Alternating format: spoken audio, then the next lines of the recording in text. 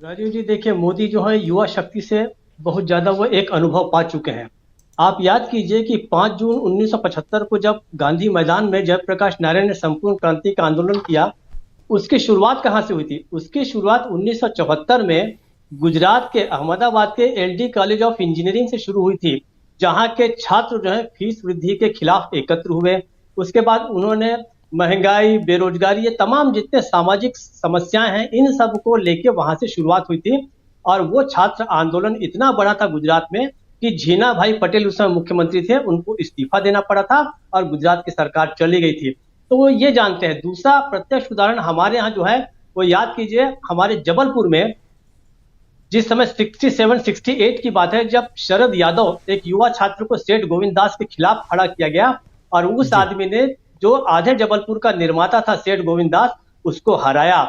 उसके बाद से ही ये प्रयोग शुरू हुआ कि एक के खिलाफ एक व्यक्ति खड़ा हो जाए। उसकी भी शुरुआत आप देखिए जबलपुर से हुई। शरद यादव उस समय इंजीनियरिंग कॉलेज के छात्र थे और उसके बाद वो सांसद भी बने थे। तो मोदी जी। जानते हैं कि युवा और छात्र मिलकर के किसी भी बड़ी से बड़ी ताकत को हरा सकते हैं।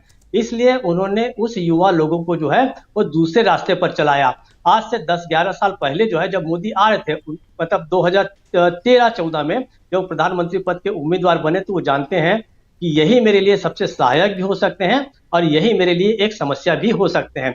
इसलिए उन्होंने, चाहे वो व्हाट्सएप यूनिवर्सिटी के जरिए हो या बड़ी बड़ी बातें करके हो, उन्होंने युवाओं को बहकाया। और आज हम ये देख रहे हैं, लेकिन अब जो है युवाओं की आंखें खुल रही, ये एक अच्छी बात है। जिस अग्निपथ की हम बात कर रहे हैं राजीव जी, वो केवल इतने तक ही उसके सीमित नहीं कि कुछ लोगों का रोजगार छीन लिया गया है। देखिए कितनी भयानक स्थिति है।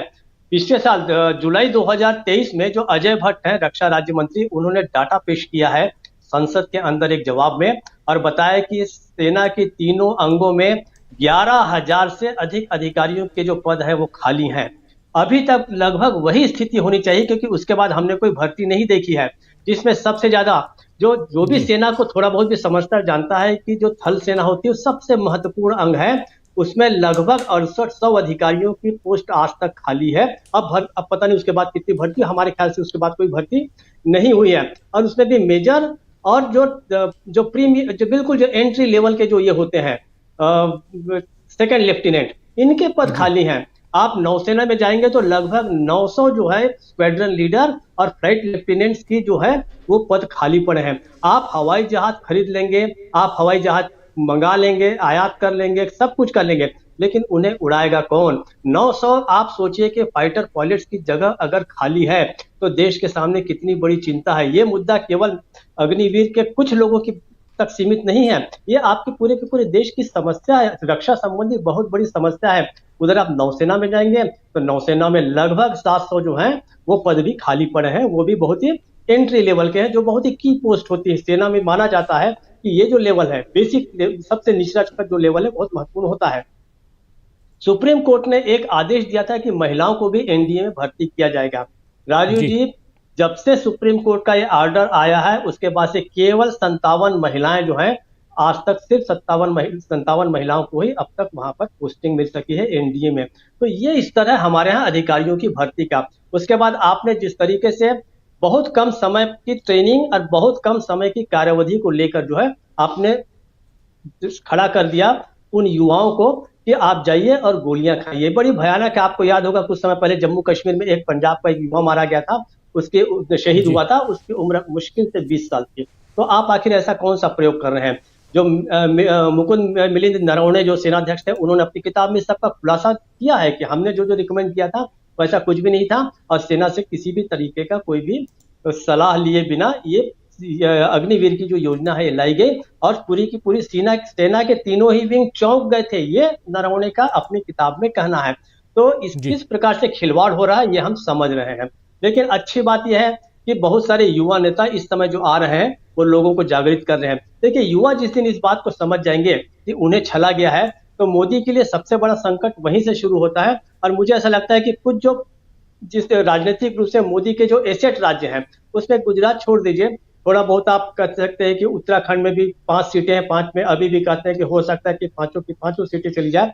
लेकिन बाकी जगह जो युवाओं का जो पार्टिसिपेशन बढ़ रहा है और युवा नेतृत्व जो बढ़ रहा है, वो बहुत ही बड़ा अंतर पैदा करेगा, ऐसा मुझे लगता है। तो सबसे बड़ी चीज जो है, विपक्ष को जो घेर रहा है, एक तरफ इंडिया घेर रहा है, कोर्ट भी घेर रहा है, किसान भी घेर रहे हैं, ईवीएम भी घेर रहा है और जनता के रूप में युवा और छात्र घेर रहे हैं। ये सबसे बड़ी चुनौती बनने जा रहे हैं मोदी और भारतीय जनता पार्टी के लिए। मुझे ऐसा लगता है कि ये बहुत ही पॉजिटिव, बहुत अच्छे संकेत हैं ये, कि कम से कम जी युवाओं को पता चल रहा है कि आपको जो ये सरकार जो है वो झांसा दे रही है, लूट रही है। जिस दिन वो वाकई सड़क सड़क पे आ गई है, लेकिन जिस तरीके से संगठित होकर अगर वो भारतीय जनता पार्टी के खिलाफ खड़ी होती है, तो 2024 का चुनाव जो है बीजेपी के लिए, हम बार बार कह भी रहे हैं, बहुत सारे कारण है, उसमें एक बड़ा कारण ये भी फैक्टर उभर कर आ रहा है, युवा और छात्र ये भारतीय जनता पार्टी के सीधे सीधे उसके समक्ष खड़े होकर उसे चुनौती दे रहे हैं। उसमें राहुल गांधी का योगदान है, तेजस्वी का योगदान है, हेमंत सोरेन का योगदान है, बहुत सारे युवा नेताओं का योगदान है जी जी जो उनको बिल्कुल अटैक कर रहे हैं। राजीव जी जी आशीर्वाद और समर्थन दिया। देखो, हम लोग नए सोच के हैं, नया बिहार बनाना है और नए बिहार बनाने के साथ साथ हम लोग चाहते हैं कि कोसी हो, सीमांचल हो, जहां गरीबी सबसे ज्यादा बिहार में है, गरीबों को आगे बढ़ाने का काम करें। सामाजिक न्याय के साथ साथ आर्थिक न्याय भी हम लोग दें। आपका बेटा को 17 महीने उप मुख्यमंत्री बनने का मौका मिला और उप मुख्यमंत्री बनते ही 5 लाख लोगों को सरकारी नौकरी और बहाली हम लोगों ने दिया। 17 महीने में जो काम हम लोगों ने किया, अति पिछड़ा भाई के लिए आरक्षण की सीमा 24% हम लोग बढ़ा दिए, पिछड़ों के लिए आरक्षण बढ़ाया, अति पिछड़ों के लिए आरक्षण बढ़ाया, हम लोगों ने दलित भाइयों का आरक्षण बढ़ाया, आदिवासी भाइयों का हमने आरक्षण बढ़ाया।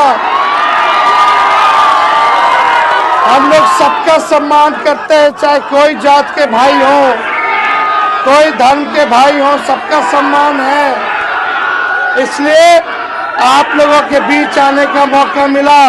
सुपौल जो है समाजवादियों का घर रहा है और हम लोगों को समाजवादियों का झंडा बुलंद करना है।